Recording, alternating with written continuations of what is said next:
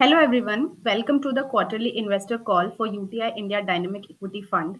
The agenda for today's call will be introduction and welcome by Ms. Shweta Rungta, business and investment analyst at UTI International, country macro update on India by Mr. Vetri Subramaniam, chief investment officer of UTI AMC, UTI India Dynamic Equity Fund update by Mr. Ajay Tyagi, head of equities at UTI AMC. We will now begin with the session. Kindly note, we will also have a Q&A session at the end. Please feel free to post your questions on the chat box anytime during the call. I would now invite Shweta for the welcome address. Good evening, everyone, and thank you for joining the call today. This has been an exceptionally exciting time for India. In the first quarter of the fiscal year, we've seen real organic growth in both top and bottom lines, without the benefit of a weaker base effect of the previous period. This is pure growth built on solid fundamentals, and it marks a turning point. Looking back at the post-COVID recovery, the journey has been remarkable. At first, the market was riding on liquidity. Then we saw a rebound in revenues. But now we are finally seeing the real impact of cooling commodity prices on earnings. The global injections of liquidity by central banks have now come a full circle, with the focus now shifting towards stabilizing inflation and securing long-term growth. For India Inc., this has been a defining period. With the general elections now behind us and policy continuity assured, optimism is still driving the market rally. But we are also seeing a change in momentum. Quality stocks, which were overlooked for a while, are finally getting the attention they deserve. Private investment is also picking up, powered by healthier and deleveraged balance sheets of the private sector. And after what has felt like a long lull, there is rural consumption bouncing back. Another key signal of confidence in India's long-term growth story. That said, we can't let our excitement blind us.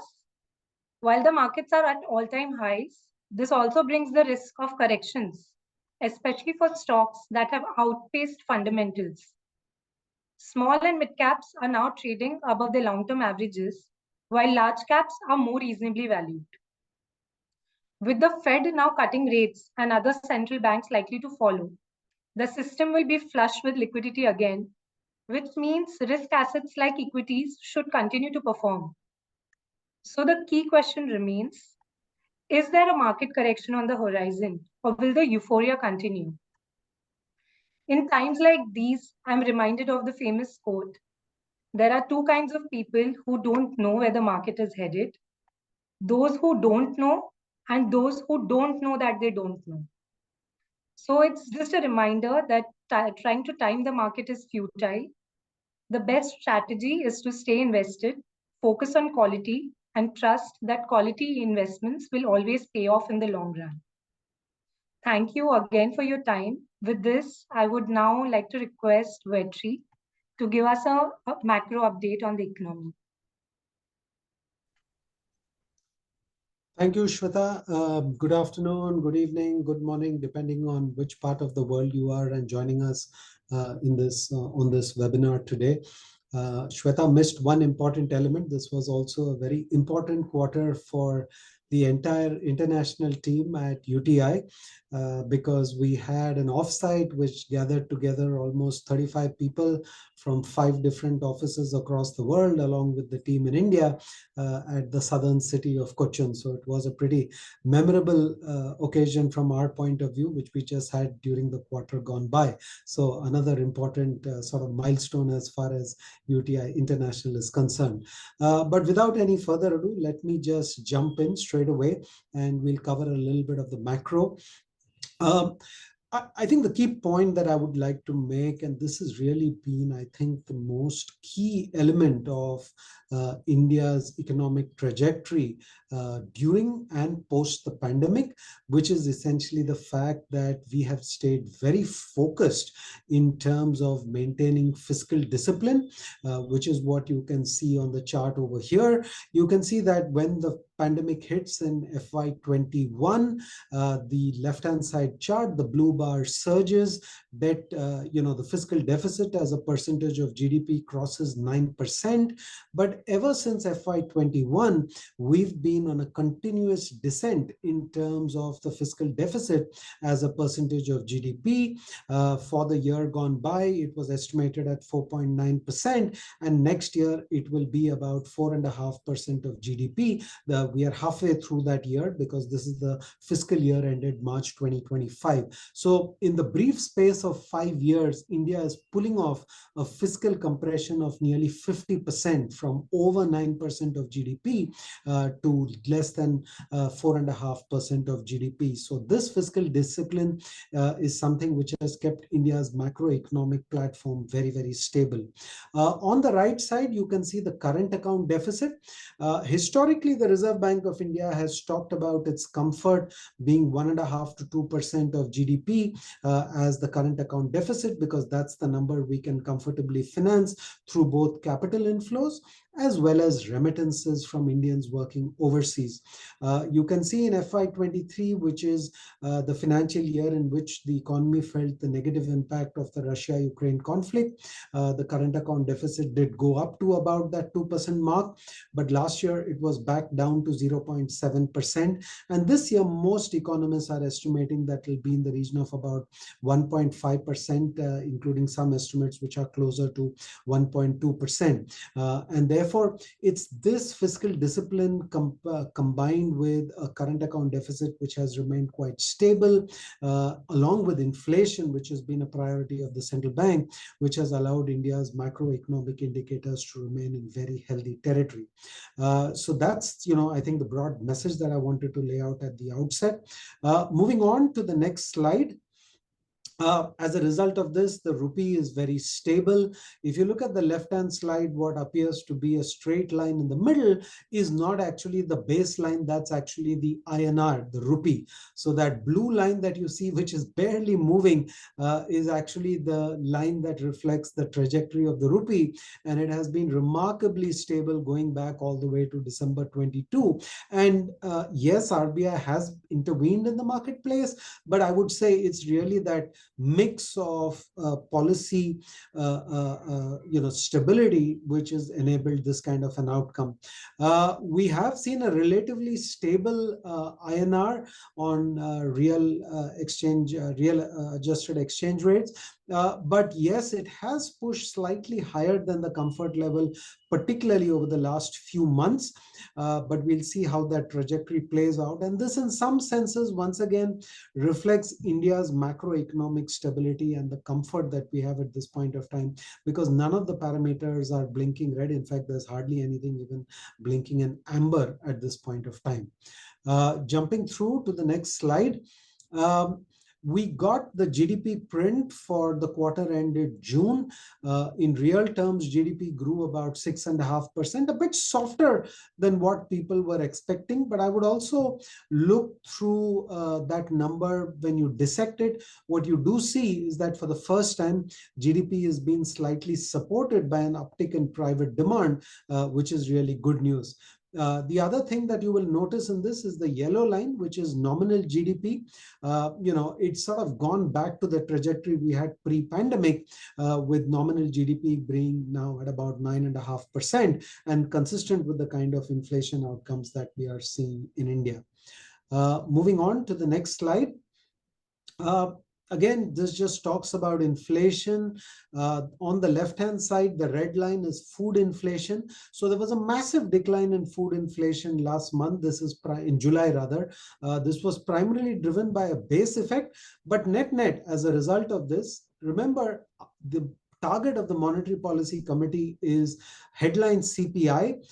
That is now at 3.5%. It's actually below the 4% target that the RBI governor in particular has reiterated in public several times.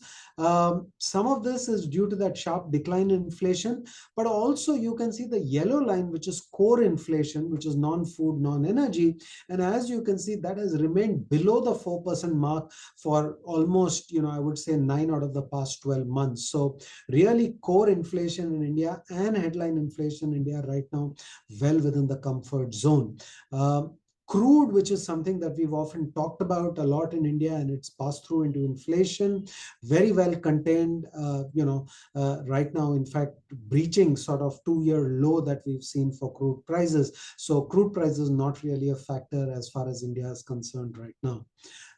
Moving on to the next slide.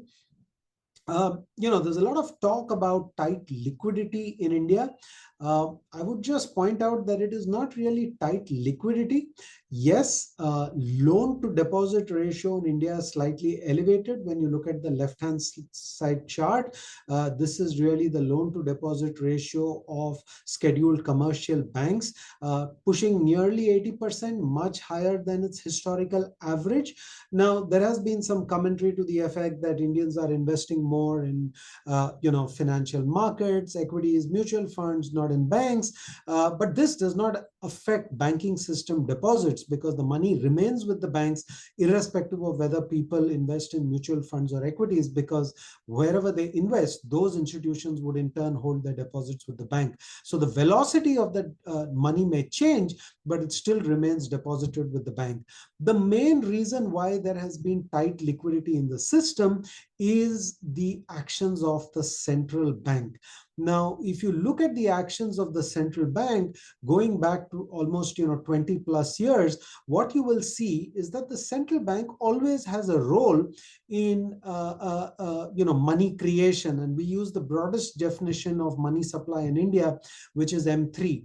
And historically, RBI has contributed as much as 20 to 22% of total stock of money supply has come from money creation by RBI.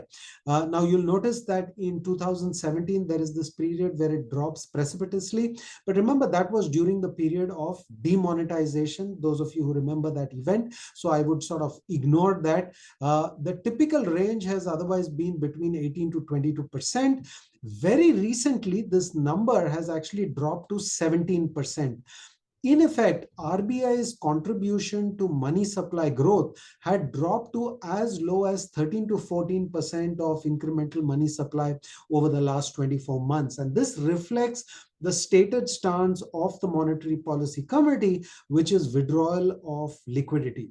That has been their stance in terms of monetary policy. And it is this stance which is feeding into tight interbank liquidity and also an elevated loan to deposit ratio. Having said that, if I look at the data for the last 2 to 3 months, interbank liquidity has moved back into positive territory. It is in surplus. And as the RBI moves away from its current stance of withdrawal of liquidity, we see scope for RBI created money to rise as a percentage of M3, and that will automatically start to give a lot more relief as far as the loan to deposit ratio is concerned. So some of the concerns over the tight liquidity in the system are overblown. These are directly the actions of the central bank, but we think there is enough reason for the central bank to now start moving in the opposite direction over the next few months. So moving on from that to my final 2 slides. This is really for your information. Those of you who may have missed this, a lot of excitement in the pink papers in India a few weeks ago because India and China's weight in the MSCI EM has now almost crossed over. Remarkable rise. If you go back to even 2020, China's weight was in excess of 40%, India's weight was less than 10%, but India's massive outperformance by its equity markets and China's dramatic underperformance has led to the weightage of both countries in the EM now sort of almost becoming equal at about 20-21%. Also, interestingly, because foreigners have not been big contributors to flows into equity markets, an analysis by Jefferies on the right side, that's the chart that you see, suggests that for the first time in many, many years, pretty much I would say first time in maybe 20 plus years that I'm seeing, India's weightage in global emerging market funds funds has actually potentially dropped below the benchmark weight, not because they've withdrawn money, but because the market in terms of its weightage has moved higher. Funds have not invested too much money, and as a result of that, they've actually ended up going underweight.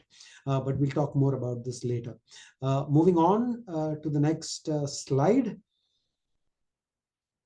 Yeah, we can just move on to the next one. This just shows you the high frequency indicators. Yeah, so where are we in terms of earnings? The Nifty 50 benchmark earnings for March 25 expected to grow 13%, and the 2-year out forecast for 26 is about 16% earnings growth. 13% is not a very low bar. I'm not saying it's a high bar, but remember, nominal GDP is expected to clock in under 10% this year. So generating 13% profit after tax growth requires some significant amount of margin expansion and operating leverage to come good. Moving on to the next slide, which shows you the picture in terms of trend in earnings. Unlike in the past, once again, the fact remains that earnings in India have remained very stable. We're not really seeing cuts to forward earnings estimates. They're quite stable when you look at the left-hand side. Where are we in terms of valuations? I think that should be coming up on the next slide. Whether you look at the Nifty trailing PE multiple or the forward PE multiple, it's now firmly in expensive territory, which is more than 1 standard deviation above the long-term average. So this is for the Nifty 50, top 50 companies in India. If we move on to the next slide, you'll see the valuations on a price to book basis. The message again on a price to book basis, very similar to what it was for price to earnings. It's in that red territory, more than 1 standard deviation above the long-term average. Moving on to the next slide. This is the price to book for the mid cap index and the small cap index. Mid caps on the left, small caps on the right. The remarkable story of mid caps and small caps in India has been the relentless rise, leading to them trading at a premium to the price to book of the Nifty 50. I've seen this several times in my career in the mid-cap space, mid-cap valuations going to a premium, but this is one of the first times that I'm actually seeing small-cap valuations in India on a price to book basis move to a premium to the Nifty. On a PE basis, they're sort of comparable, but on price to book, they're actually trading at a premium to the Nifty 50. So that brings us to the final slide. I'll just leave the conclusions out there. Not much to say, except to say, as I said, 13% earnings growth expectations, healthy expectations in India for the Nifty 50, 16% for FY26. Valuations are richer in mid and small cap. We think asset allocation and risk management are the key at this point of time across our strategies in India, where we manage many strategies. What we've been emphasizing is the need to continue to focus on the basics, which is cash flow generation by companies and return on capital. This is not the time to get persuaded by valuation-based stories, by narratives. And we, in fact, think that the market is quite ripe for an inflection towards quality, though for the last 3.5 years, value has been the factor that explains market performance, or at least has driven much stronger market performance as compared to quality. But these things do tend to rotate, and we do think we are close to a rotation into quality. We see that in the year-to-date data that we are looking at. So I'll halt at this moment and hand over to Ajay, who will talk you through the strategy in more detail. Yeah, thank you, Vetri, and good morning, good afternoon, and good evening, everyone. As is very usual, I'll do a very quick 30-second refresher on the investment philosophy of our fund. We basically stand for quality. That's our North Star. We always look at businesses which have been creating economic value and which have the ability to compound this economic value basis the long growth runway that they have in front of them. We have never actually looked at things from a tactical basis. We've never looked at how macroeconomics can, in the near term, benefit a certain sector or maybe punitive for certain other sectors. We've always looked at how businesses over a 3 to 5 year period, basis their outcomes, can create economic value and can continue compounding that economic value for a fairly long period of time.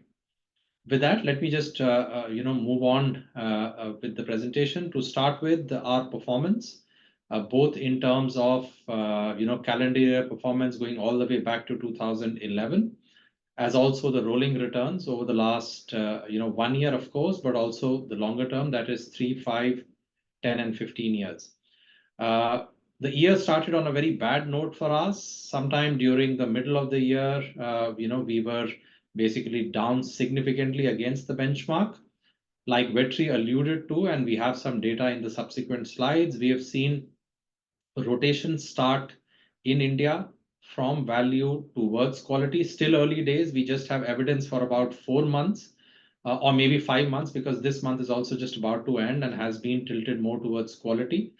So I would say still early days, but yes, there seems to be evidence in terms of rotation. In any case, the valuations at which most quality companies have been trading over the past 12 to 18 months itself was a strong indicator for this reversal to get affected at some stage. Nonetheless, our performance in the near term has started to improve, although we still have the 1 and 3 year numbers, look unfavorable for us. Yeah. If you move on now, let's also discuss the key detractors for us. Now, the biggest sector which has actually led to our underperformance over the last 1 year has been the banking and financial services sector.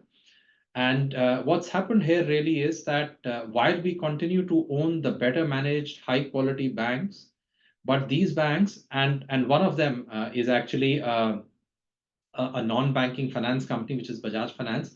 Actually, these have done very poorly over the last 2-3 years, not in terms of their business outcomes, but in terms of basically their stock prices. So while we have the business outcomes listed out here on this table, and as you can see for pretty much all of them, let me take the example of Bajaj Finance, which is right up there.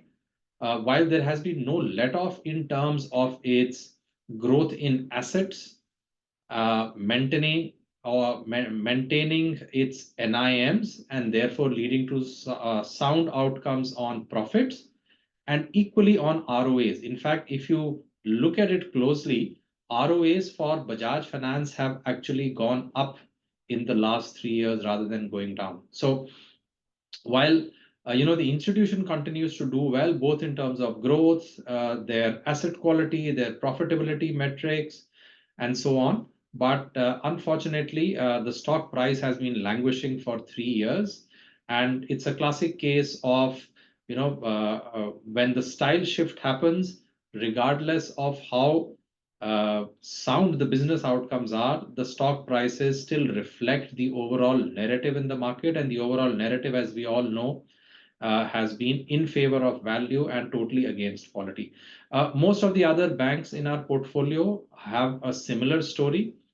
Business outcomes strong, but stock prices have been languishing. The other sector which has led to underperformance over the last 1 year is the IT sector.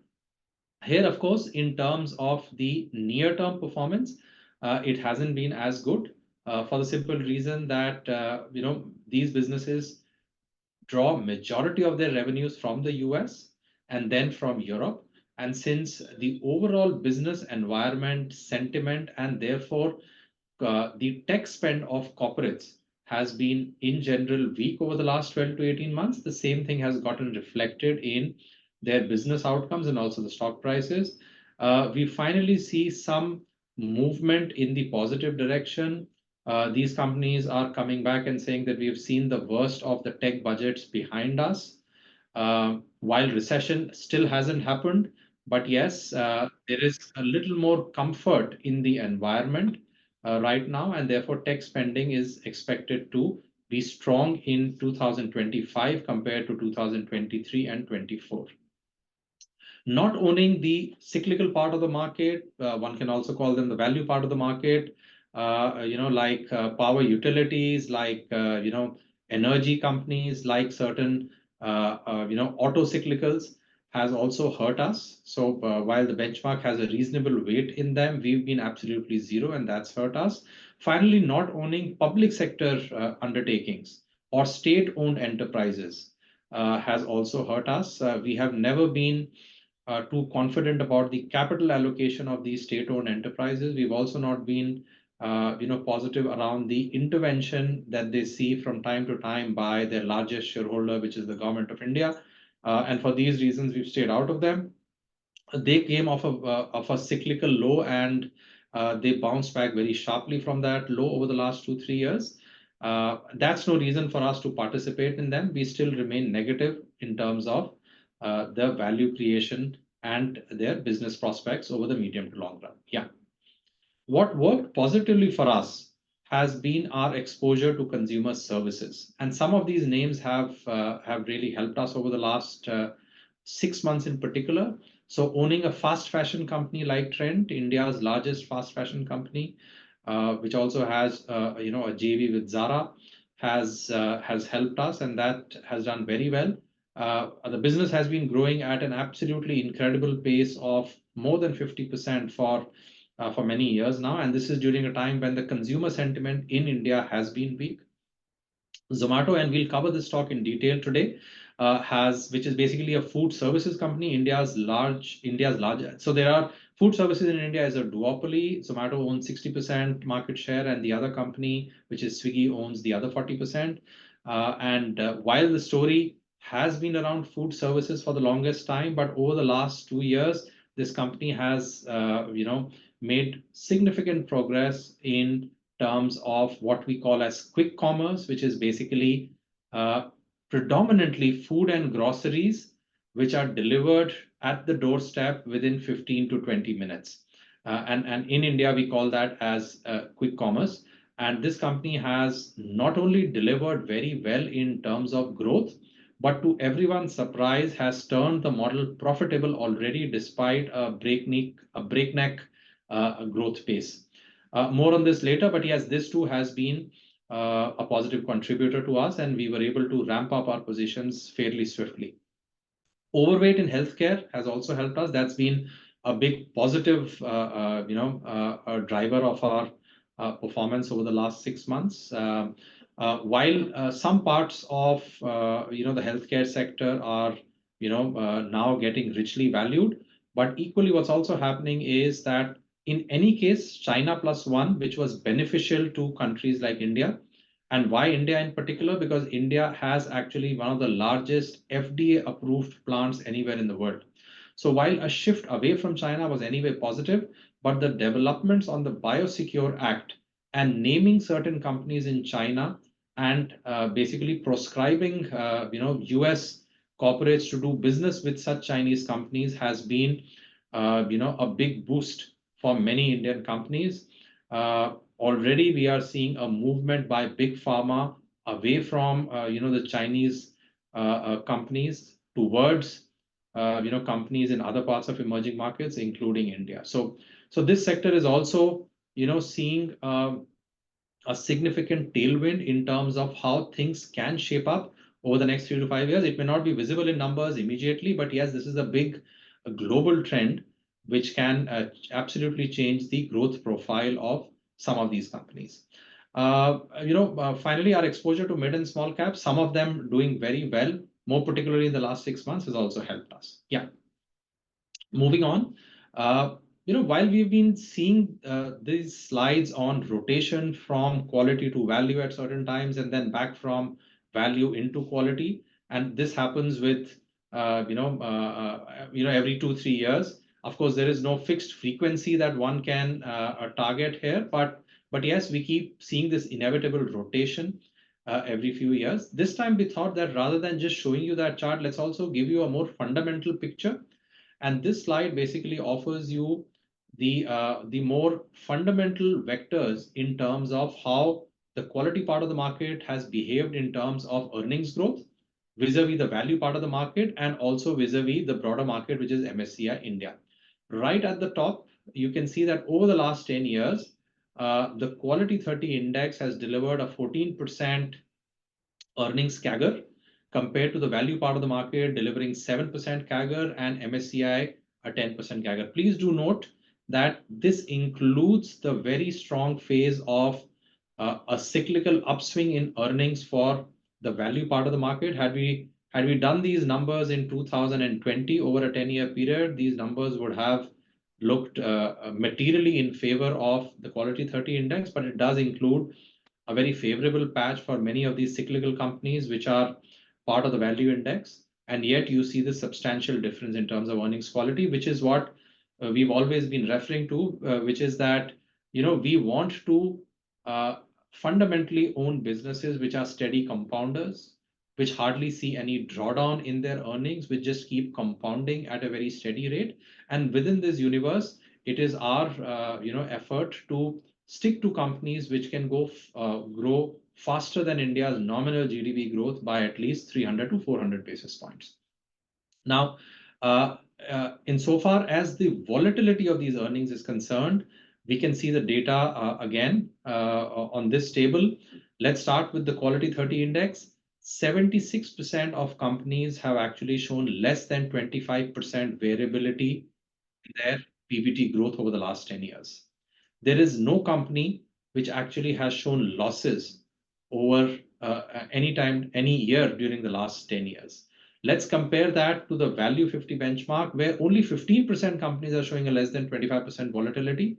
46%, the largest bunch of companies in the value benchmark, are the ones which have shown losses in at least one out of the last 10 years. So essentially, we're talking about companies here which are going through cyclicality in their overall life cycle. Sometimes from a very poor base, they climb up very sharply, which also re-rates their stock prices, only to see derating when earnings growth again starts to see a cyclical downturn. So this table once again asserts the fact that if you have the patience to hold on to great businesses, they do give you great outcomes. Of course, they do test your patience, like I showed in the previous slide. Despite some of the best banks in the country showing steady outcomes, their stock prices have been flat out over the last 3 years. Yeah, next. Moving on, we now come to an analysis of what are the typical time periods when the quality part of the market does well, what are the typical time periods when the value part of the market does well. And to do this study, we basically captured data from 2005, 1st April of 2005. So we almost have 19 plus years of data. We sliced and diced this data from a 1-year rolling perspective, from a 3-year rolling perspective, and a 5-year rolling perspective. As is obvious, the 5-year rolling returns here have slightly over 3,500 data points, and the 1-year rolling returns have a 4,500 observations. We finally took an average of all of these data points, which is basically the 4,500 1-year rolling returns, and let's say on the other extreme, 3,500 5-year rolling returns. When we looked at the averages, this is the summary of what came out. To make things very simple, let's look at the bottom of the table. The only time frame when the value part of the market does well is when the markets are in an extremely bullish mood. The markets are cheery. So, when markets are giving you 20% plus returns on either a 1-year basis or a 3-year rolling basis or a 5-year rolling basis, and you can imagine a 5-year rolling basis is a period which actually you don't experience that often. But when all of these things happen is when the value index comprehensively outperforms either the quality part of the market or the broader market, which is Nifty 50. Nifty 500. In all other scenarios, let's first take the extreme, the other extreme of let's say a bullish scenario in the market. So if the markets are bearish, which is that they have been lower than 10%. By the way, there hasn't been a phase over the last 19 years where over a 3-year period and of course a 5-year period, we have seen less than 10% CAGR returns. But we have seen that many a times over a 1-year period. At this juncture, value underperforms quality, and that too significantly. Coming to more moderate outcomes, somewhere in the middle, whether the markets are sideways, which means plus 10% to minus 10%, or moderately positive, which means plus 10% to plus 20%. In all of these scenarios, quality does well compared to value and also to the broader markets.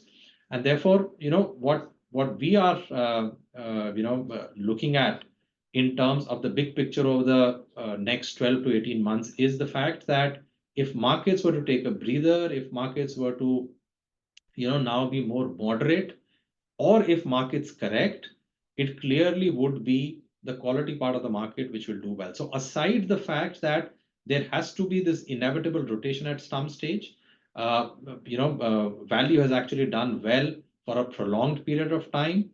Even otherwise, if we feel that the markets seem to be slightly overheated, valuations are trading at 20 to 30% higher than long-term averages. Therefore, there is a case for markets to move sideways, possibly see a negative drift. This too confirms the fact that we could see a quality outperformance in the coming quarters. Next slide, please.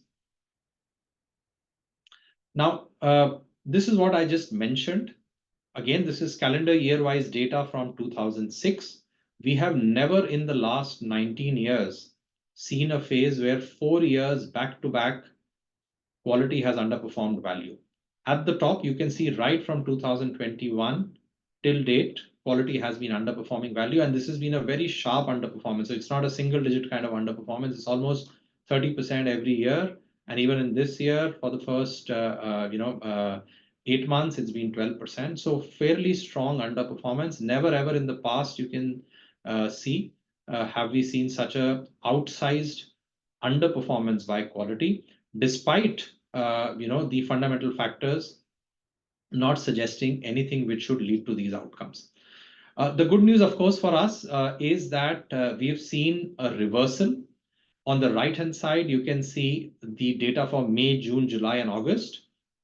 September is no different, by the way. September too has been a positive month for quality. We have seen over the last 5 months a reversal, and this has been the longest period over the last 3 years where a quality outperformance has persisted. Yeah.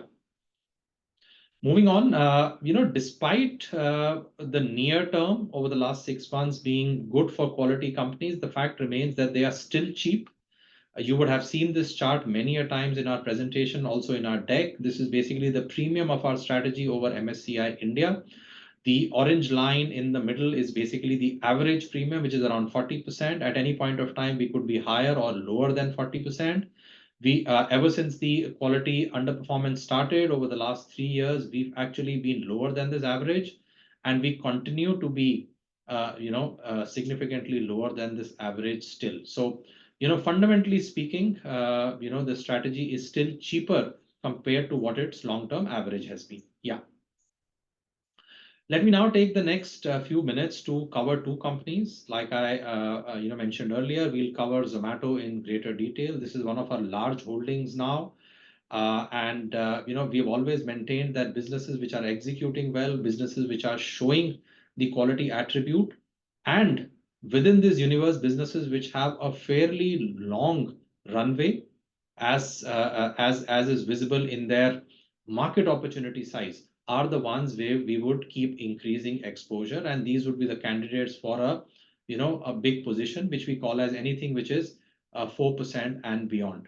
Very few companies in our portfolio which we take to a 4% or higher position. Zomato is one such company. It's currently slightly under 4%, but if the execution remains strong, we are convinced that this can be a candidate for a higher exposure. The story started with food delivery. Like I mentioned, it's part of a duopoly. It has 60% market share. The other company, which is Swiggy, is also about to IPO in the next 12 months. We have seen data for that company, and in terms of execution, Swiggy is a very distant second on pretty much all vectors, I can state. Likewise, Zomato, through its subsidiary, which is Blinkit, which is their vehicle for quick commerce in India, is head and shoulders ahead of all the other competitors in the marketplace today. In terms of growth, in terms of the dark stores or the warehouses from which they do this delivery, and also in terms of profitability. It's the only company which is breaking even today. All other companies are making deep losses. So These are two large opportunities. There are a few other verticals for Zomato. I won't cover them in detail today, because I would assume that the key drivers for growth will remain food service or food delivery and quick commerce. The bar charts here are showing the very steady increase in monthly transacting users on the top right hand side, along with the number of orders. 2021 was the period of the pandemic, so that's why this dip in the monthly transacting users and number of orders, but otherwise it's been a very steady climb. Do remember, despite this steadiness in growth, the company has broken even ahead of our expectations and the market expectations, and they have been increasing their profits faster than what most people would have thought. In terms of gross order value, bottom left-hand side, again, you can see a very steady climb all through these years. Yeah. We move on to the next one. This, in a way, is a company which is not in a way, this is a company, Info Edge, which is the largest shareholder of Zomato. I would say, in a way, our confidence in Zomato came in because we spoke to Info Edge, which had basically financed this company in the early stages, invested in this company in early stages in 2011. So therefore, they had much richer insights than any of the public market investors would have. Their insights did help us in understanding the business of Zomato very well in 2021.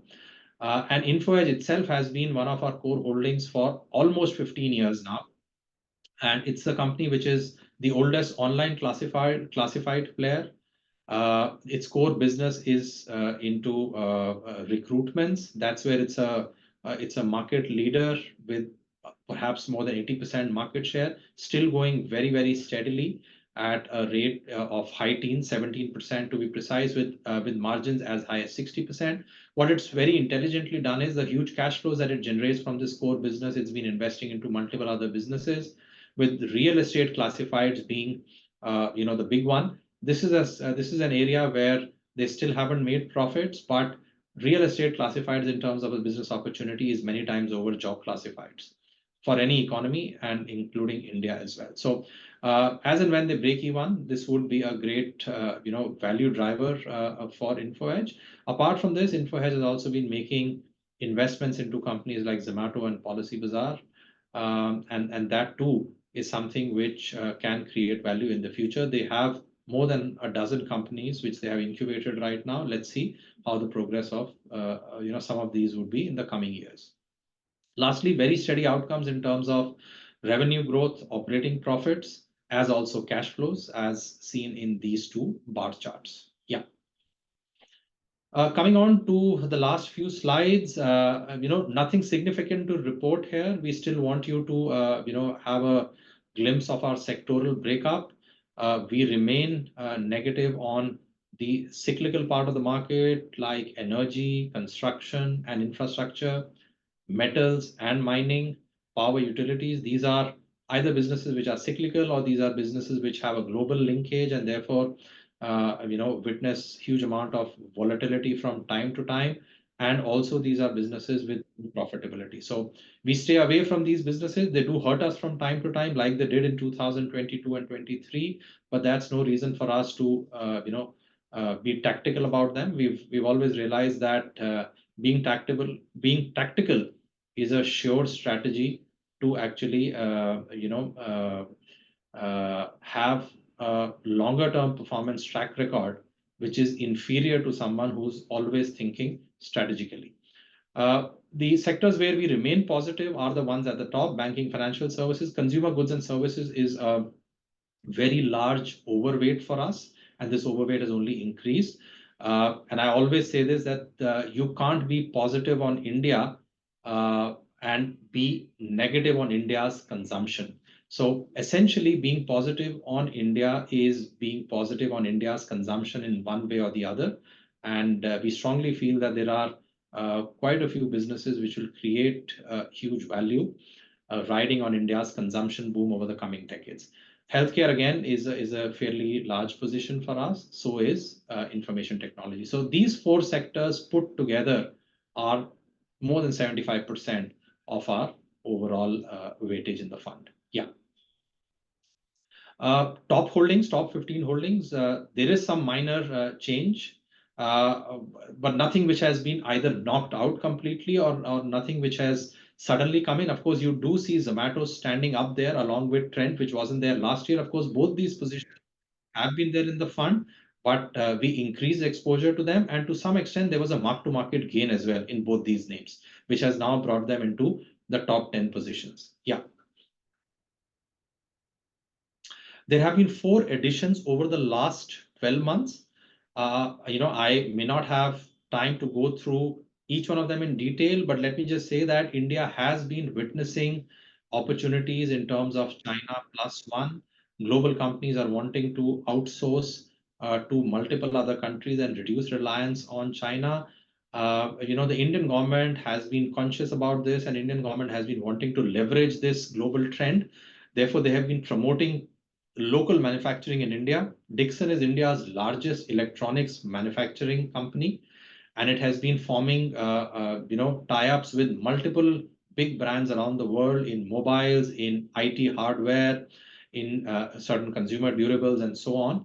And the company has been doing extremely well. The beauty about this business is that everything is self-funded, zero debt, no equity raising to fund its growth. Everything is led by internal cash flows because of their very strong return on capital and cash flow generation. Polycab is India's largest cables and wires company. We are positive on it on account of India's improving capex and gross fixed capital formation trends. We are also positive on it on account of India's improving real estate cycle. After a 10-year hibernation, real estate in India is starting to move up, and Polycab, as the largest player in both cables and wires, will benefit from this. It is also now exporting a lot of cables and wires to the US. US, do remember, has put tariff restrictions on cables and wires import from China. So Polycab is benefiting from that. Metro Brands is India's largest retailer in footwear. So this is more of a consumption theme. Last one is Global Health, which is one of the pan-India organized players in the hospital sector in India. If we break up India's healthcare sector, the big daddy within healthcare is basically the hospital sector. That's the biggest chunk of spend on healthcare in India. I would conjecture this is true of all economies, and it's true of India as well. We had been missing, a company which is basically participating in India's spend towards private hospitals, growing medical insurance coverage, which is helping this trend towards getting treated in private hospitals. So Global Health, which runs the Medanta chain of hospitals, is basically an exposure that we have taken to target that. So I would say that is pretty much from us on the strategy. We can now open up for Q&A. Yeah, thank you.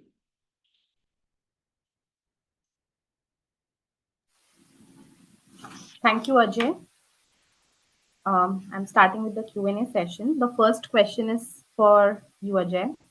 Valuation in the Indian market is in the expensive territory. According to you, which factors can drive the market going ahead? Which segments of the market do you currently see value in, and which segments are you avoiding?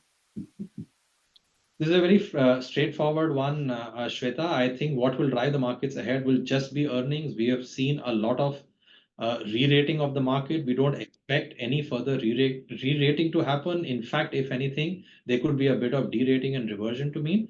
So the heavy lifting will have to be done by earnings. The good news is that earnings has been strong, and we suspect that over the next 3 to 5 years, earnings will continue to remain strong.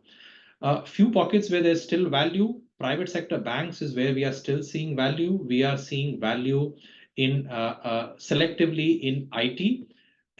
Consumption has been particularly weak over the last few years in India. You can blame it on the rising inflation, which has basically eaten into a lot of the consumer surplus, and therefore the discretionary part of consumption has been slow. There are early signs of this reviving. We feel that many of these consumer companies can benefit from that. Some of them have actually, in terms of valuations, are trading at around their long-term averages. What we are negative on are sectors which have global linkages. Anything which is going to get influenced by slackening global demand is where we are negative on. Yeah. Thank you, Ajay. The next question is for Vetri.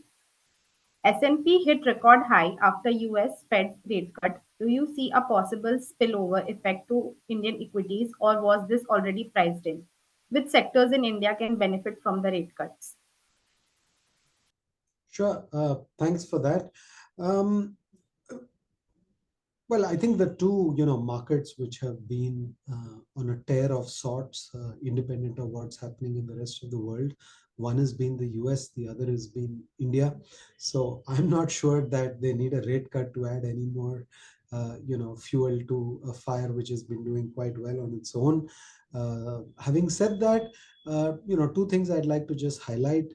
If you actually look at foreign flows into India, in the first half of the year up to June, the reported FPI flow, as we call it, into India was actually sort of neutral. It was just about positive 100 or 200 million for the first half of the year. In the third quarter, which is the current ongoing quarter, foreign flows have actually hit $10 billion in this quarter. Now, some of this has got to do with large issuance and secondary sales. But be that as it may, that's a big number after a long time where foreigners have been on the sidelines as far as India is concerned. Remember the chart that I showed earlier in the presentation as well, which was an analysis by Jefferies, which suggests that global emerging market funds have actually ended up slightly underweight relative to India's weight in the EM benchmark. And I suspect this is largely a function of India's equity market doing very well, its market cap going up, and at the same time, foreigners not having participated very aggressively in the marketplace. So I think just because of India's position in the EM index, because funds have gone slightly underweight, you could see India supported in terms of flows, but I'm not sure that's a direct correlation one can make to the Fed rate cut, so to speak. Thank you, Vetri. The next question is also for you. Global monetary policy has become accommodative again after a period of unprecedented tightening. What stance do you expect from RBI? Do you foresee a return to inflationary pressures going ahead? Sure. That's an interesting question, and I'll just use that to sort of point to a very divergent stance that the Indian Monetary Policy Committee, which is responsible for setting rates, and the RBI governor in particular are taking. If you look at US, I mean, no doubt they really pushed their policy rates to multi-decade highs of 5.5%. But keep in mind that currently inflation is at 2.7% over there, and well above their target of 2%. But they feel there is enough softness in the economy for them to start cutting rates. On the other hand, in India, we've actually got the headline rate, which is currently at 3.5%, which is below the target of 4% that the RBI governor has reiterated multiple times. Core inflation is actually running well below the 4% target for almost 9 out of the past 12 months. But the RBI governor and the MPC don't seem to be in any hurry whatsoever to cut rates. So our view is that at best we might get a 25 basis point rate cut in December, followed perhaps by another one by maybe in March. So I think the Indian Monetary Policy Committee is still very, very laser focused on that 4% target and delivering that. And given that growth has stayed reasonable, 6.5%, 7% in real terms, they don't appear to be under any pressure whatsoever to cut rates.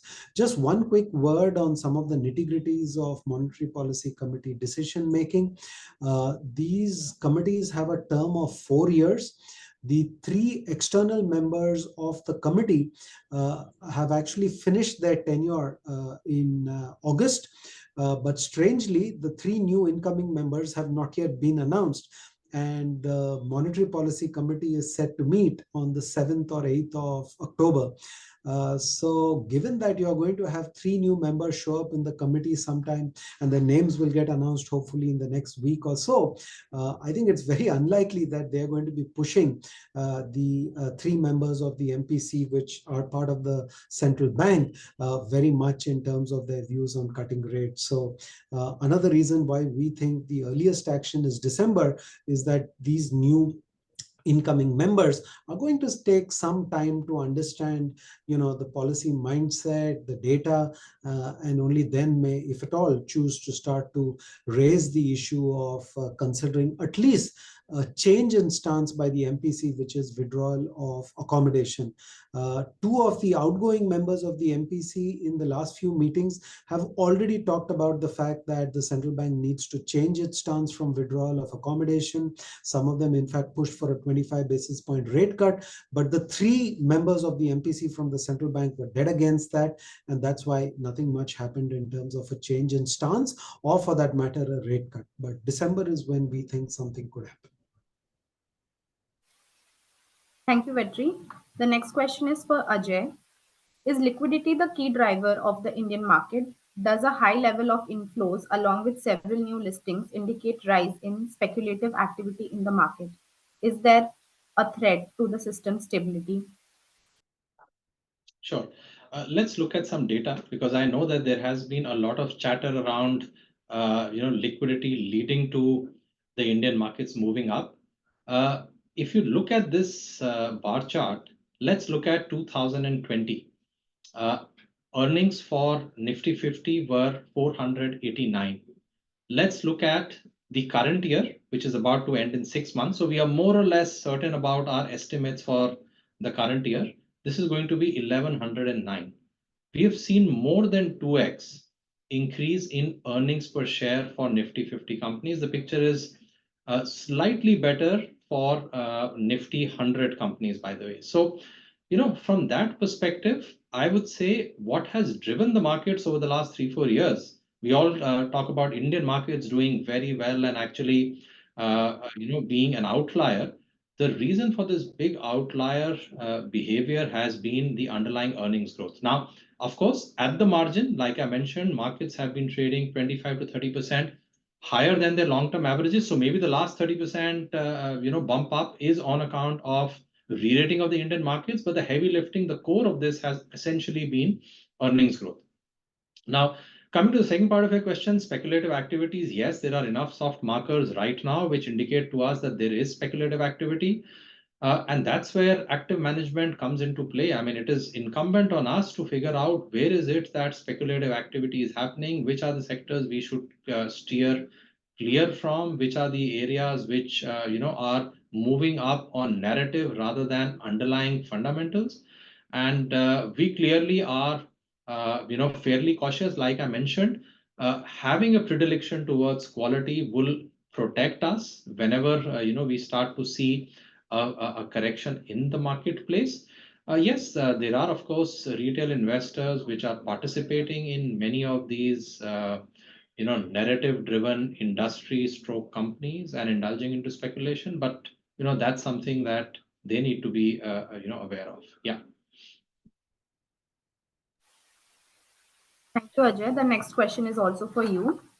For investors who do not have exposure to Indian market, what should be the approach going ahead? Do you envisage any risk factors in the near term?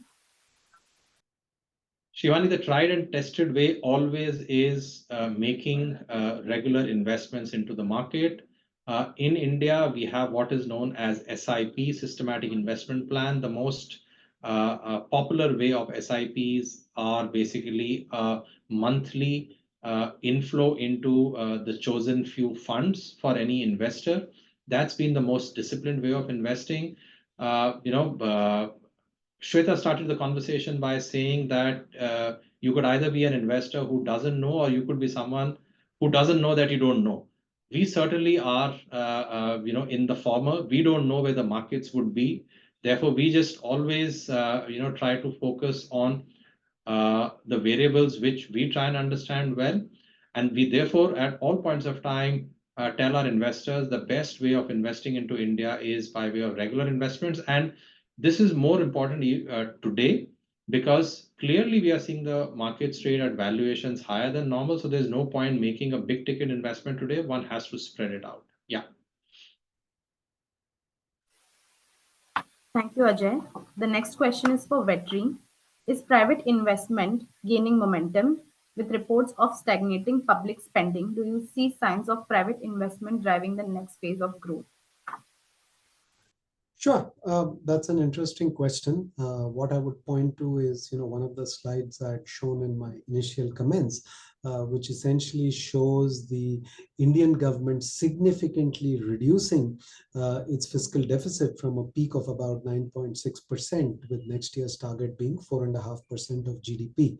Now, essentially, a lot of the stimulus that the government sort of delivered to the economy during the pandemic and the immediate aftermath was through capital spending. But as they get the deficit back to the target of 4.5%, they are starting to pull back from the role that they played in terms of supporting capex in the economy. Now, having said that, keep in mind that the current year's numbers of government capex are also slightly on the lower side, because typically in India during the election period, the government tends to back away from its normal capital spending plan. So it's been very slow in the first quarter of the year, but I would expect that to accelerate in the next few quarters. As far as the private sector is concerned, we've got a slide on the screen. If you see that, what you will see is that private sector capex in terms of their plans are clearly showing an upswing. But yes, what is also true is that, there was a dip in their spending plans in the pandemic period. So if you sort of, look at that number over a 5-year period, it's a lot more muted in terms of growth as opposed to the year-on-year changes that you see for the last 3 years, which appear to be almost 50 to 60%. There was also a recent analysis which we looked at, conducted by the local investment bank, Axis Capital, and they looked at what proportion of operating cash flow, for example, in 2024 by the listed corporate sector actually went into capex. And they found that only about 70% of the operating cash flow of the Indian corporate sector, the listed corporate sector, excluding financial companies, actually went into capital expenditure. So in a sense, Indian companies who've seen this record profit boom are still going slightly slow in terms of their capital spending plans.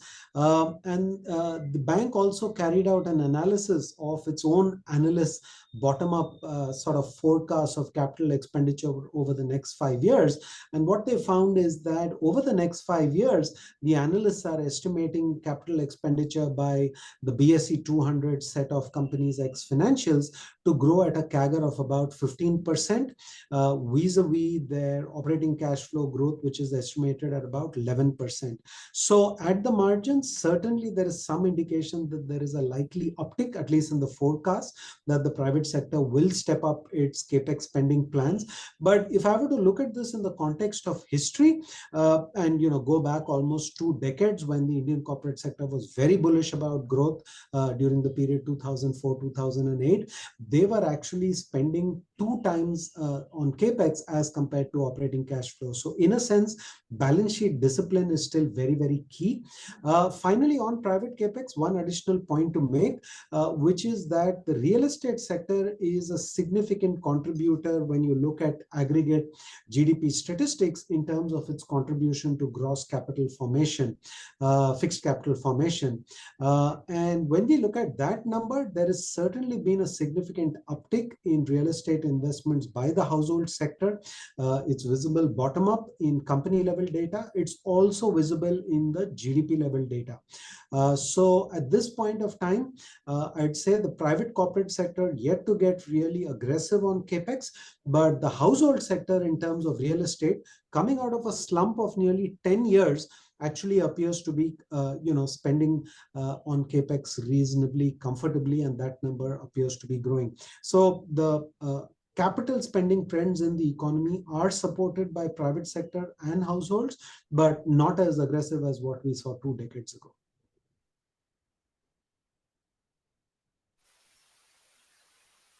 Thank you, Vetri. The next question is also for you. Do you believe the banking and financial sector will recover from the underperformance of the past 2 to 3 years? What could be the drivers for the recovery? Are you concerned about low deposit growth and possibility of unsecured loans turning into NPAs going ahead? Sure, great question. I think, Ajay sort of already covered the case for the private sector banks in some of his initial comments. And I'd say that's broadly true, perhaps, of the entire banking and finance space, more so for the private banks, because, the public sector banks have actually done quite well in terms of stock price performance over the last 2 years. But fundamentally, I would say they're still much weaker than the private sector franchise, whether you look at it in terms of return on assets, whether you look at it in terms of, their net level of non-performing assets that they are carrying. As far as pressures from unsecured lending are concerned, I think both the banks as well as the RBI, sort of preemptively moved on this front sometime in 2023 itself. So we are seeing a slight uptick in non-performing loans in areas like unsecured lending, unsecured personal loans, and also in microfinance institutions. But in the larger private sector institutions, this is a very small percentage of their total lending book. So we don't see credit losses as being something that can destabilize the financial system at this point of time. Remember, credit costs as a percentage of income are very, very low. So it's got to go up from the current level, but we don't see significant risk simply because of the diversified book that most of these private sector lending institutions have. I'd say the reason why we are most positive is just the combination of starting valuations, which relative to history are quite attractive. And at the same time, the fact that, in an economy where nominal growth is likely to be 10%, we still think credit can grow well above that. So when you've got this combination of reasonably attractive starting valuations, which is likely to be higher than GDP, we think this comes together very strongly to make a case for lending institutions, particularly the private ones. Finally, as far as tight liquidity is concerned, as I said, I think some of the commentary and discussion is misplaced.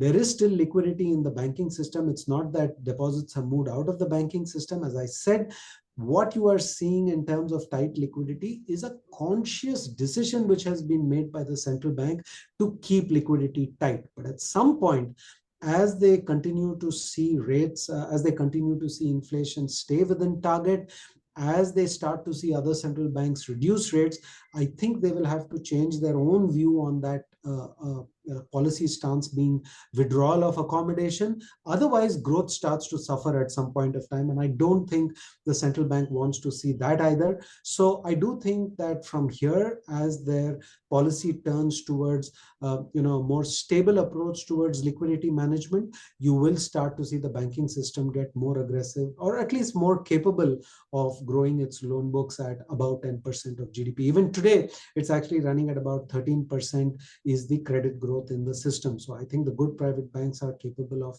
punching above that, given their strength of balance sheet franchise. So certainly a sector we are very positive about. Thank you, Vetri. The last question for the day, it's for you, Ajay. What is your baseline scenario for Indian equities performance in 2025? And is your India Dynamic Equity Fund built to fare well in such scenario? What are the chances of a stagnant market over the next few quarters? So, Shivani, we can talk about things directionally. It's very difficult to quantify things in terms of probability, in terms of where do we see the markets after 12 months and so on. But yes, we do feel that Indian markets could be taking a breather. We have seen the markets go up 20% year after year for the last almost 3 years now. That's something which we feel is unlikely to happen. And while earnings growth will remain strong, but the markets will be in a consolidating mode, there could be a slight negative drift. I did show you this slide earlier on as well, which is that if markets were to remain sideways, minus 10% to plus 10%, or even if the markets were to be in double digit, more than 10% growth, it clearly is the quality factor which basically emerges as the best one during such scenarios. it's highly unlikely that markets would have another year, which is a very strong year. And if that were to happen, then the valuation certainly would enter into dangerous territory. We're not building in that scenario as the baseline scenario. In our baseline scenario, we are building in markets to remain somewhere sideways. And yeah, therefore, at least the analysis of the last 20 years suggests to us that during such periods, the quality-oriented strategy should end up doing better. Yeah.